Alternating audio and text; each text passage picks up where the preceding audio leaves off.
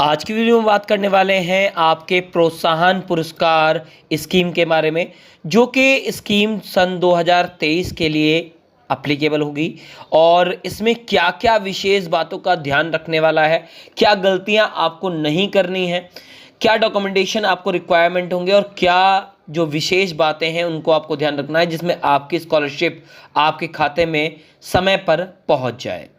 तो ये वीडियो काफ़ी इंपॉर्टेंट होने वाली है, इसलिए इस वीडियो को अभी शेयर बटन के माध्यम से व्हाट्सएप और फेसबुक पर शेयर ज़रूर कर दें, क्योंकि बहुत सारे लोग ऐसी वीडियो का वेट करते हैं। Hi friends, this is Ashwini Kumar Awasthi और watching my YouTube channel Ashwini Awasthi.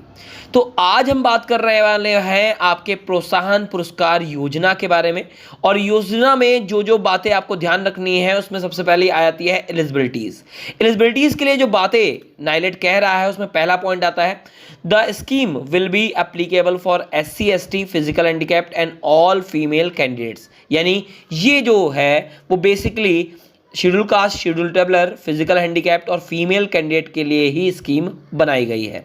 जो लोग O लेवल कर रहे हैं, A लेवल कर रहे हैं, B लेवल कर रहे हैं या C लेवल कर रहे हैं, ठीक है, इनमें से कोई भी कोर्स अगर आप कर रहे हैं तो आपको इस योजना का लाभ मिल सकता है। और आप अगर इन तीनों में से किसी चारों में से किसी कैटेगरी में बिलोंग करते हैं।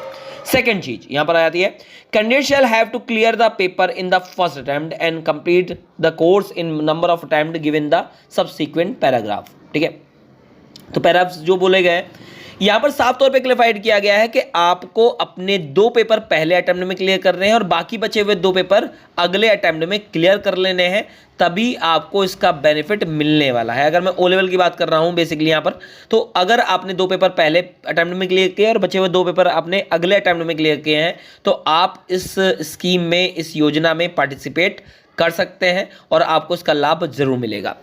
तीसरी जो यहाँ एलिजिबिलिटीज आती है वो आती है यहाँ पर 2.5 लाख रुपए की, यानी इसको बढ़ाया गया है। इनकम जो आपके है पेरेंट्स की वो कितनी होनी चाहिए, 2.5 लाख पर एनम से कम होनी चाहिए। फैमिली इनकम की बात कर रहे हैं यहाँ पर, तो ये चीज़ आने की आपकी अगर इनकम 2.5 लाख से कम है तो आप इस योजना का लाभ कमा सकते हैं। ये 3 कैटेगरी आपके सामने है, अगर ये तीनों आप फुलफिल करते हैं तो आपको इसका लाभ जरूर मिलने वाला है। अब हम बात करते हैं अगली बात की कि डॉक्यूमेंट कौन कौन से रिक्वायरमेंट होने वाले, क्या क्या चीजें आपको रिक्वायरमेंट होंगी। मैं डॉक्यूमेंट्स के साथ साथ आपको सारी चीजें बताऊंगा कि क्या क्या चीजें आपको रिक्वायरमेंट होने वाली हैं।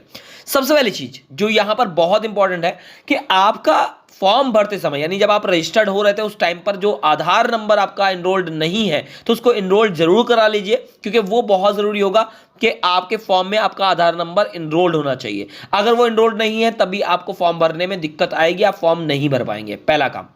दूसरे अगर बात करें तो आपको अपने मोबाइल नंबर को वेरीफाइड करना जरूरी होगा, और उस मोबाइल नंबर की जो वेरीफाइड मोबाइल नंबर, क्योंकि जब आप फॉर्म भरते हैं तो आपको अपने मोबाइल नंबर और ईमेल आईडी को वेरीफाई करना पड़ता है।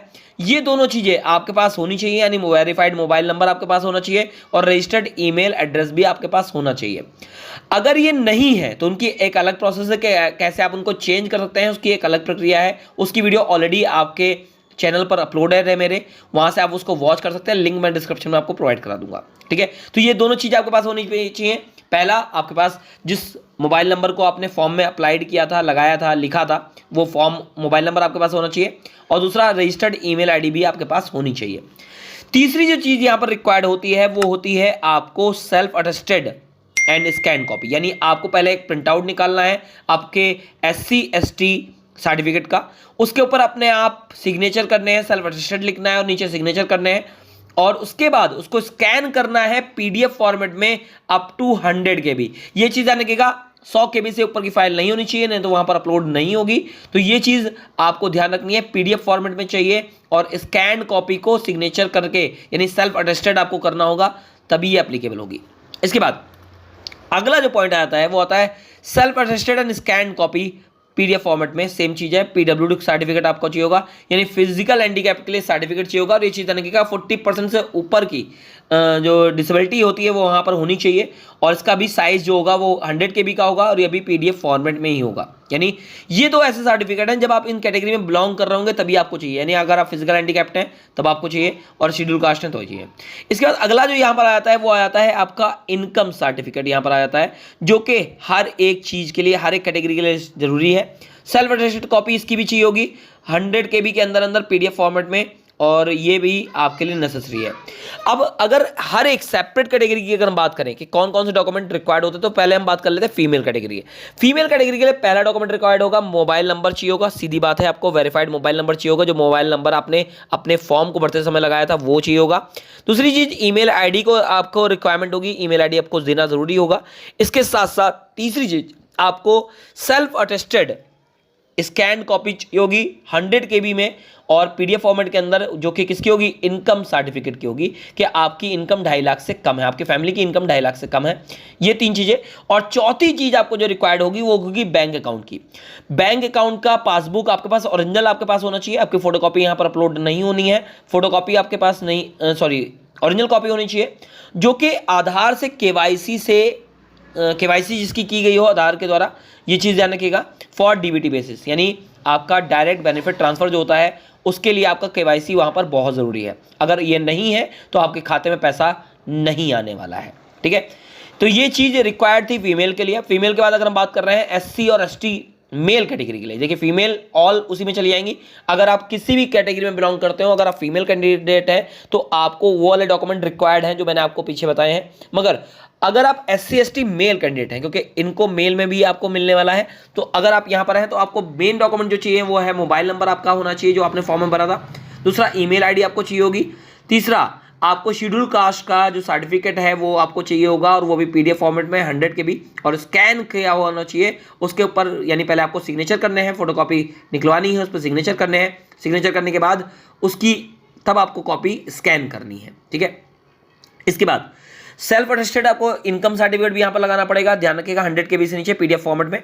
और इसके साथ आपको बैंक अकाउंट की रिक्वायरमेंट पड़ेगी जो कि आपका KYC होना चाहिए, आधार बेस्ड KYC होनी चाहिए, तभी आपके खाते में पैसा आएगा, अदरवाइज नहीं आएगा।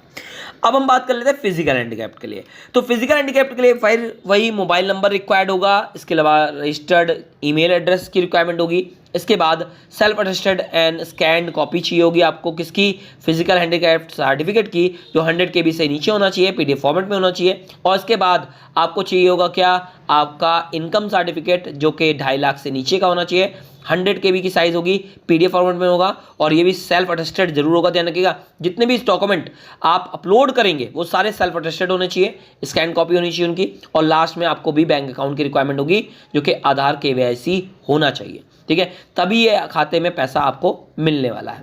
इसके बाद अगर हम बात करते हैं मोड ऑफ अप्लाई, तो मोड ऑफ एप्लीकेशन की अगर हम बात करें तो मोड ऑफ एप्लीकेशन आपको पता है कि जनवरी 2021 से नाइलेट ने आपके मोड ऑफ एप्लीकेशन को पूरे तरीके से ऑनलाइन कर दिया है। यानी अब आप जब अप्लाई करेंगे तो ऑनलाइन ही अप्लाई करना है, आपको ऑफलाइन फॉर्म अप्लाइड नहीं होगा। इसको अप्लाई करने के लिए आपको अपना रजिस्ट्रेशन ID डालकर अपनी ID को लॉगिन करना है और वहीं पर आपको ऑप्शन मिल जाता है फॉर्म को अप्लाई करने का। अगर आप नहीं जानते हैं तो इसकी भी वीडियो अपलोडेड है, ये 2 भागों में डिस्ट्रीब्यूटेड किया गया है। एक स्टूडेंट के द्वारा भरा जाना है और एक नाइलेट के जो इंस्टीट्यूट के द्वारा भरा जाना है, दोनों फॉर्म है वहाँ पर, और उनकी वीडियो का लिंक भी मैं डिस्क्रिप्शन में प्रोवाइड करा दूंगा जिसमें आप उसको आराम से भर पाएँ, ठीक है। इसके बाद बात करते हैं मोस्ट इंपॉर्टेंट एप्लीकेशन पीरियड, जो कि बहुत ज़्यादा ज़रूरी है आप लोगों को जानना कि एप्लीकेशन पीरियड क्या होता है। ये हमेशा के लिए है।